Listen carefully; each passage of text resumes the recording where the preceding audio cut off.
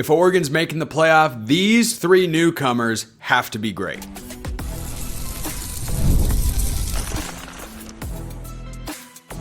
You are Locked On Ducks, your daily podcast on the Oregon Ducks. Part of the Locked On Podcast Network, your team every day. Yes, it is that time. Once again, for Locked On Ducks, I'm your host, Spencer McLaughlin. Thank you all so much for making this your first listen or your first view of the day. It's part of the Locked On Podcast Network, your team every day, and your number one source to stay up to date with the Ducks. Shout out to my everydayers out there. Tosh Lupoi chatter coming on today's show. Other quarterbacks, how often might we see them? The future of the secondary, including this season, of course. We've got a lot to get to with the season just over a week away, and this episode is brought to you by our friends over at FanDuel. Football season's right around the corner. Starts tomorrow. Visit the FanDuel app today and start planning your futures bets now. So yesterday on the show, I talked about the returners that are going to be really important, or the veterans that are going to be really important. So today, I wanted to break down the newcomers who matter the most. Drop yours in the YouTube comments below or hit me up on Twitter. Curious to hear what you guys think. Now, this includes transfers and true freshmen. Anybody that was not on Oregon's roster last year. And there was a crossover player from yesterday's segment and today's, because the more I think about it, the more important he becomes in my head. But I want to start with Dillon Thieneman. The Purdue transfer at safety is, I think, pretty easily the most talented guy Oregon has had at that position in Dan Lanning's tenure. I think Evan Williams is probably second. I know Evan Williams had an unfortunate moment in that Washington game up in Seattle a couple years ago, but I think he was all Pac-12 honorable mention or second team. He had a good year, but the other safeties that Oregon's had, you're just hoping they aren't a negative. They haven't been proactive playmakers. It's more been, don't get burned for the most part. Not exclusively, but Thieneman's a guy that I think is a lock to start. He's the only guy in the secondary who I am 100% confident is going to start this year. I'm really excited about what he can bring to the table. He is a 3-level player. He's got great physical traits, instincts, athleticism. The potential is all there. And so to be a steadying force on a secondary that's going to be working in a lot of new guys, losing their top 6 DBs from a year ago, he's got to be great.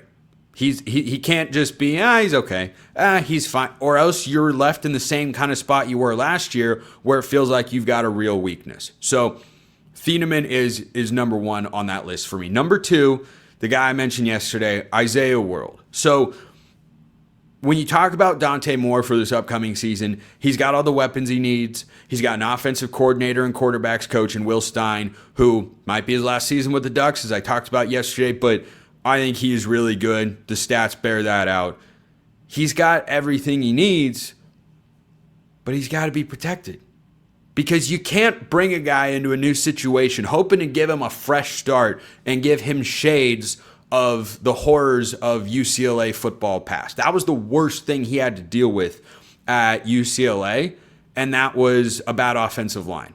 You know, their receivers were solid, their tight ends were all right, their running backs were good, Chip Kelly was their play caller. Their offensive line was atrocious.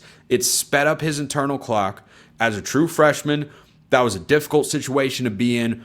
The offensive line has to be really good. I know Poncho is going to be good because I just watched him for a season in the Big Ten, and he was one of the best in the country and is a legit candidate to win the Remington Award this year, I believe, as the best center in college football.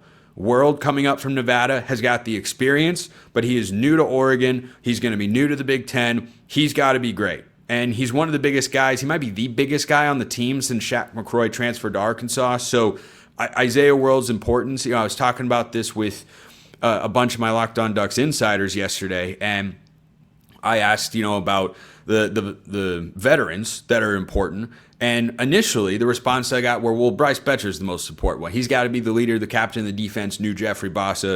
And I thought, yeah, that's where my head was at. But then I got more and more responses from Isaiah World. And I started to think about, well, yeah, actually, you could readily make the case for Isaiah World because he's got to protect Dante Moore's blind side. And if that is a problem, like the offensive line was the first couple games of last year, I don't like what that could mean for Dante Moore's future this year. So particularly in the first couple weeks, hopefully the offensive line can settle down more than they did a season ago. I had to think pretty hard about where I went for third most important newcomer. I landed on Makai Hughes, who I probably haven't talked about enough. It's not like I haven't mentioned him this offseason, but probably haven't talked about him enough and how good he can really be. I was talking to Jake Butt of the Big Ten Network, who's going to be the color analyst on Oregon's game against Montana State next Saturday, 1 p.m. Pacific time kickoff on Big Ten Network. I was talking to him about the game next week, and he was just gushing about Makai Hughes, saying, man, the more I watch this guy, the more I like him, the more I just think he can be really good, and he's just so well balanced and does so many things well. He's got pretty big shoes to fill. Jordan James was not, I think going into last year, I don't remember if I ever got a question about it. If I'd been asked, does Jordan James go to the NFL after this year? I probably would have been a 7 on Spencer's scale of agreement of no, he does not. And yet he did. And though the running game was not always perfect for the Ducks last year, hopefully he and Noah Whittington, maybe there's a third back that works his way into the fold, can elevate that, but he's got to be your go-to. We know Noah Whittington is good. He's much better as a number 2 than as a number 1, but can fill in on, a short-term basis. If Hughes were to get dinged up for a game or two this season, I feel okay about that. But Makai Hughes has to be really good because the Oregon rushing attack, I hope, is going to be better than it was last year and more productive because it's been going in the wrong direction statistically for the last couple seasons. So those are the 3 newcomers I think are most important for Oregon to make the playoff this year. If you think there's another name in there, drop it in the comments below or hit me up on Twitter. I wanted to talk about a couple of names I didn't mention that I imagine people are going to. Decorian Moore. Decorian Moore is not on this list for me. If I were to go down to number 5, I don't think Decorian Moore would be a top 5 most important newcomer. On the list of players I'm most excited to watch this year, it's probably Decorian Moore and Kenyon Sadiq, 1A and 1B.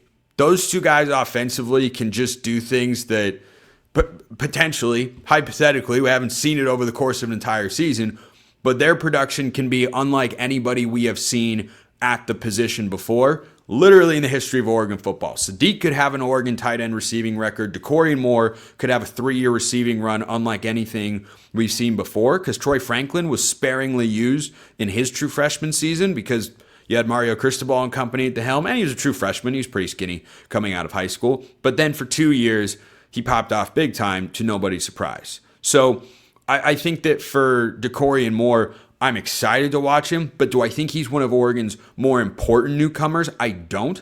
I feel the same way about Naeem Offord on the other side. Those are Oregon's 2 highest rated true freshmen in this class of 2025. I think they have opportunities to play. I hope they play because I'm excited to see what those guys can do, not just this year, but in the coming years as key pillars of the Oregon program going forward. But does Oregon need them this year? No, they don't need to be great. It's awesome if they are, sure. But if Decorian Moore, is taking longer to adjust to the college game than we were perhaps expecting, or the same goes for Offord and he's not playing a whole heck of a lot, it doesn't mean Oregon's void of talent and production at that position. So that's why, to me, I don't think there's, the same level of importance as there is with those other guys. Another player I could have mentioned, Alex Harkey at right tackle. I think Janoris Wilson is really solid. And if Harkey goes down, Janoris Wilson's probably the guy that steps into be right tackle. I feel good about his prospects at right tackle, maybe a little more than left.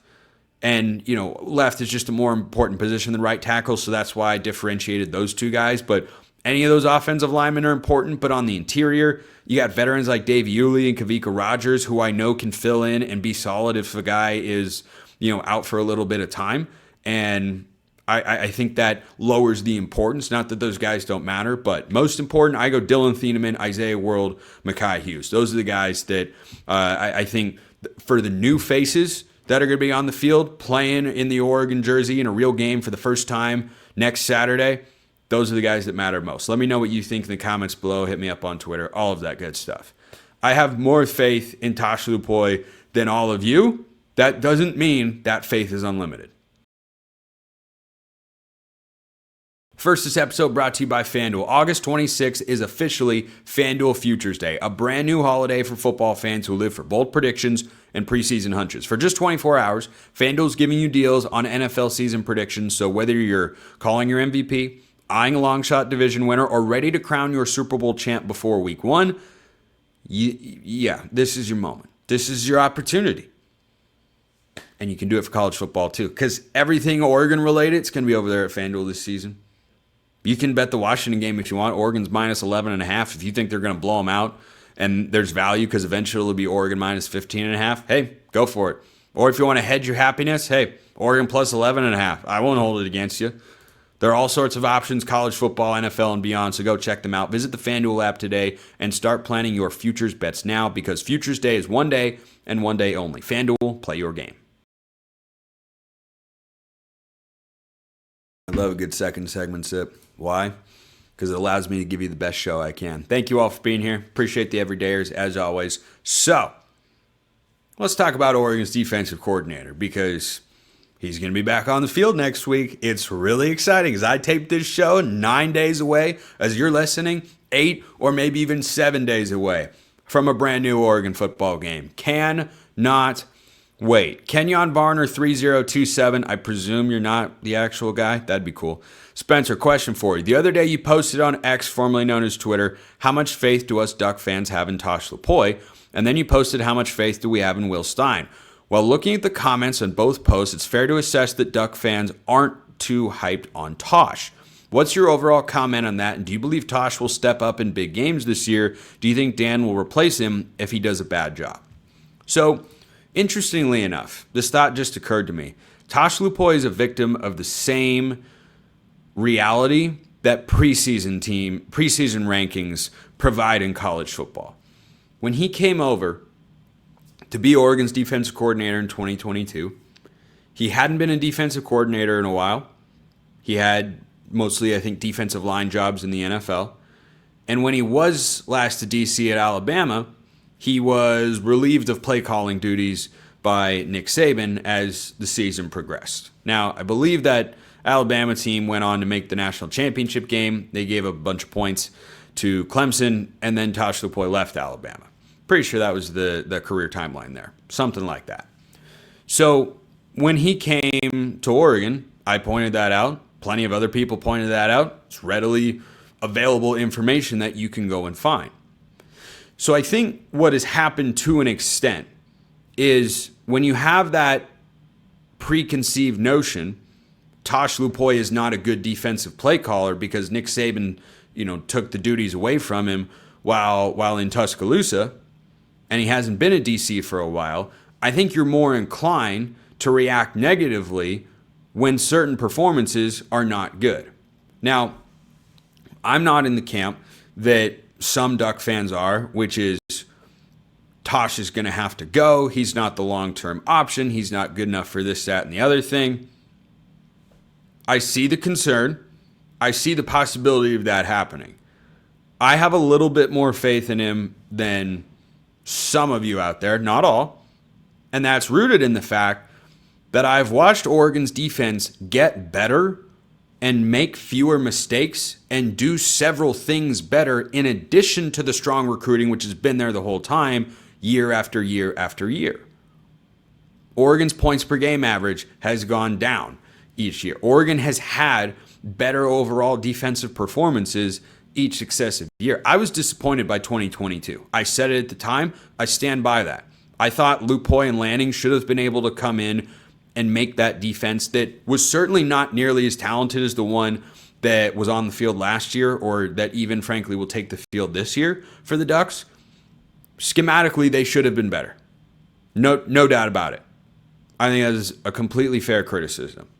But when you go into games thinking, well, Tosh isn't any good at DC, whenever a big play happens, it sticks in your brain a lot harder. So I do look at Tosh Lupoi and say, between him and Will Stein, I think Stein overall has been better. Neither guy was good in the Rose Bowl. There's no way around that. One guy was good in the Big Ten championship game, that being Will Stein. But when the biggest criticism you have of Tosh Lupoi as Oregon's defensive coordinator, and he's still the play caller, when your biggest criticism of him at this point is against playoff teams, he gives up too many points, that's a fair criticism to throw at someone.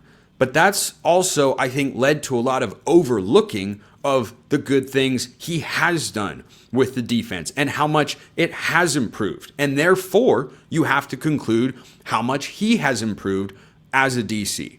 So I give him more credit than that. There are more credit than those who think he's just not going to be the answer. It's not any good. This is all bet. Can he just be a recruiting specialist? Like, no, I've seen progress. This is definitely going to be a year where you get some solid evaluation because he's incorporating so much young talent onto that side of the ball. But I don't think there's any chance after this season, unless the defense is atrocious. I mean, really bad, and is the reason Oregon goes 8-4. That would have to be where Oregon's season winds up, and the defense being the reason for Dan Lanning to make a change. So Benny also sent this one in. SSA, if Stanford's defense struggles this season, newsflash, Stanford's whole team is going to struggle this season. Could Tosh Lupoi consider leaving Oregon for Stanford, giving his deep Bay Area De La Salle ties? As always, appreciate what you do from out here in Singapore. Singapore, Locked On Ducks International. That's awesome. So, and you've sent in questions before, Benny. I didn't forget that you were there. I just, every time you do, and you say, oh, I'm out here in Singapore, like, oh, that's cool. The internet can do some really cool things. So, would he go down to Stanford? I think the only way he'd wind up being Stanford's DC one day, I get the Bay Area ties, that'd be if Dan Lanning fires him. So tying it back to the first question, you know, what's my scale of agreement on Tosh Lupoi not being Oregon's defensive coordinator in 2026? 2. I think that's around a 2. I think the teams that Oregon's going to face this year, he'll do enough. He could, warm up his seat going into 2026. It would have to be a pretty catastrophic fall off for him to, not be the DC going into next season. Maybe they'd hire from outside. Maybe they'd promote Chris Hampton. But no, I think Tosh Lupoi is going to be here for at least 2 more years as Oregon's defensive coordinator. Willie sends this one in. Spencer, I asked this last year, but what's your over-under on how many times we see a different quarterback in the game other than the starter, assuming Dante Moore? I'm setting the line at 2.5. 2.5 for a backup to get in the game at all. We saw a backup against, I think, UCLA last year, certainly Michigan State, not Idaho. Hopefully next Saturday is the first one. 2.5. 2.5. That's a really good over-under, Willie. I feel like I'm answering an Oregon trivia question right now. That comes later on today's show. 2.5. Certainly the Montana State game, you should see another quarterback. I mean, Northwestern, maybe? But road game, 9 a.m. Pacific time kickoff, I don't know. Yeah, let me go. I don't think the Wisconsin game will get out of hand. They'll be better. Minnesota's solid. I don't think you'll do it against USC. I don't think you'll do it against Washington on the road, nor Iowa. Obviously, well, maybe the Penn State game's interesting. What if it all goes wrong for Oregon? It spirals out of control, and Austin Novosad goes in for a different reason other than Oregon comfortably has the game in hand. I'm going to take under 2.5. I'm going to take under 2.5. I would take over 1.5, obviously. So I think it'll be 2. But, oh gosh, but the Oregon State game is in there too. Like that one could, I don't think it will. I think Oregon State's an improved team, as I talked about earlier this week. But is that possible? Sure. Indiana? I don't think so. Signetti's too good of a coach. Yeah, I'll take under 2.5. That's a good one. That was a good one, Willie. Really good. Really good. Clearly, you've been checking out our friends at FanDuel if you know where to set that line at 2.5. So, defensive backs, Bryce Betcher, trivia. We have a ton to get to on the show. First, this episode brought to you by Regia. Guys, you've probably heard of Viagra or Cialis. Maybe you've even tried them. But if you're looking for something beyond the usual pill, it's time to meet Regia Ready. Regia Ready is a next-gen prescription treatment designed to amplify arousal in the brain and boost blood flow. Unlike the usual pills that can take hours, Regia's 3-in-1 formula dissolves under your tongue and kicks in fast. On average, in 15 minutes. Effects can last up to 36 hours, so you can stay confident and in control when the moment is right. If traditional options haven't worked for you, Regia might be the answer. Over 150,000 men have already made the switch. Head to Rugiet.com/LockedOnCollege and use the code LockedOnCollege to get 15% off today. That's RUGIET.com/LockedOnCollege, all one word, and use promo code LockedOnCollege for 15% off. Individual results may vary with prescription treatment. Compounded drugs are permitted to be prescribed under federal law but are not FDA approved and do not undergo FDA safety, effectiveness, or manufacturing review. Please visit the Rugiet website for full safety information. Check them out at Rugiet.com/LockedOnCollege. So, this came from one of my Locked On Ducks insiders out there, which you can be as well. Link in the description below. You can get a free 14-day trial. You get priority mailbag access, bunch of other perks as well. Spencer scale of agreement. This current roster will have the most NFL defensive backs out of anyone in history. I presume we're talking Oregon history. So, for instance, whether they play or not this year, at some point they will be on an NFL roster, such as maybe one of those freshmen don't play but do the next 2 years, then get drafted, and guys like Florence see the NFL along with Thieneman and others go one and done after 1 to 2 years of sitting. More than ever. I mean, 2019 had a pretty solid amount. You know, you had Javon Holland, Brady Breeze, and Verone McKinley made rosters. Thomas Graham, Diamondor Lenore still in the NFL. I mean, that's probably one of the higher ones. I mean, back in the day, was there a crossover year with Jarris Byrd and John Boyette and Walter Thurman III? Those were some guys. Anyway, let me put this one at, with the guys that are currently on the roster. Yeah, let me put this at a 9 on Spencer scale of agreement. This is a solid 9. Thieneman's an NFL dude.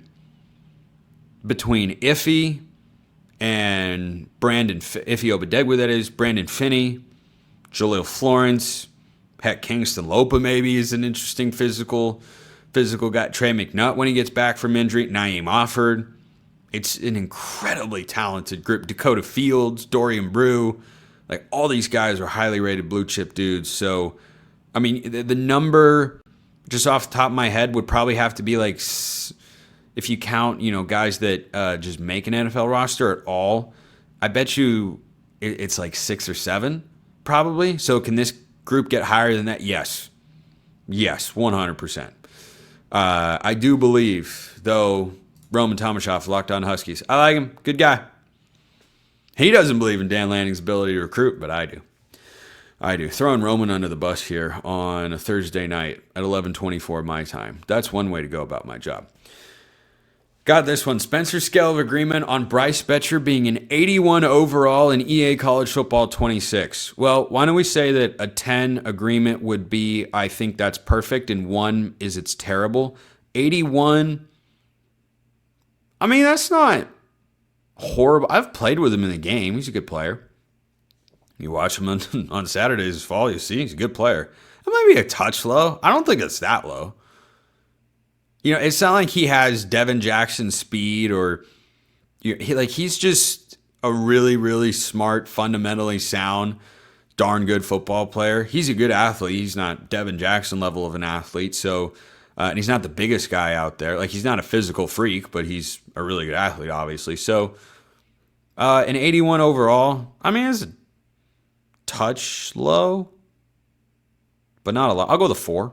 I'll go with a 4 on that one. Did I say? Sorry, it's late at night.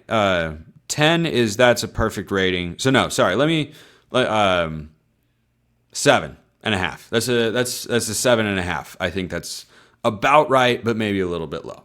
Okay.